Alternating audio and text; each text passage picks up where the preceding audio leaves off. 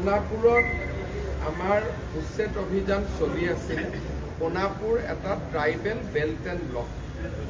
Tribal belt and ব্লকত অতি শান্তিপূৰ্ণভাৱে আমাৰ উচ্ছেদ অভিযান চলি আছিলে আৰু ৰাইজ যিসকলে মাটি দখল কৰিছিলে তেওঁলোকে দৰং জিলা আৰু মৰিগাঁও জিলাৰ নিজৰ নিজৰ অৰিজিনেল ঘৰলৈ উভতি গৈছিলে। আজি ৰাতিপুৱাৰ পৰা কংগ্ৰেছ দলে যেতিয়াৰ পৰা তেওঁলোকে এই উচ্ছেদক বিৰোধিতা কৰিবলৈ আৰম্ভ কৰিলে তেতিয়াই এচাম মানুহ উগ্ৰ হৈ পৰিলে। আপোনালোকে যদি চাই যে বিৰোধী দলপতিয়ে 10টা 10:30 বজাৰ পৰা এই এভিকশ্যনটোক বিৰোধিতা কৰা আৰম্ভ কৰিলে।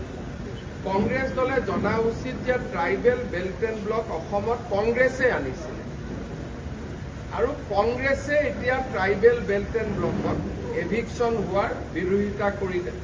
যেতিয়া কংগ্ৰেছে ৰাতিপুৱাৰ পৰা এভিকশ্যন বিৰোধিতা কৰিলে তেতিয়া তাত মানুহ উগ্ৰ হৈ পৰিলে, পুলিচৰ ওপৰত আক্ৰমণ চলালে।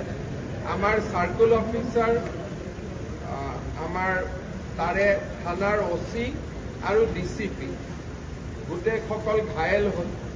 পুলিচেও প্ৰত্যুত্তৰত গুলী চলাবলগীয়া হ'ল। 2জন লোক নিহত হৈছে আৰু 7জন লোক আহত হৈছে আৰু 22গৰাকী আৰক্ষী এই গোটেই ঘটনাত আহত হৈছে। উচ্ছেদ অভিযান চলি আছে। চৰকাৰী মাটিখিনিত আমি উচ্ছেদ সম্পূৰ্ণ কৰিছোঁ। যিসকলে মেডি পট্টাত আহি বহিছিলে তেওঁলোকক এতিয়া আঁতৰি যোৱাৰ নটিচ দিয়া হ'ব।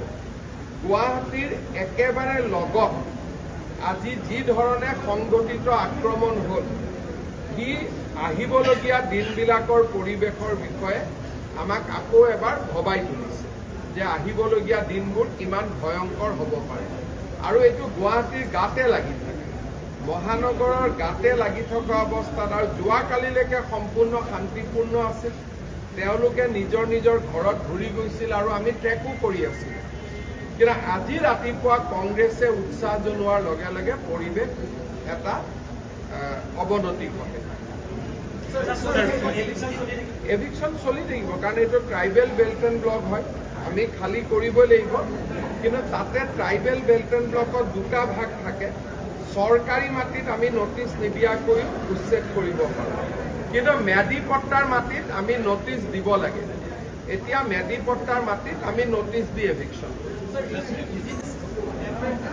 It was not organized till yesterday, but today they came with lot of organized effort, with lathi, with stick, with bow, with stone, and they started attacking the police people. And all that has happened after the Congress press conference.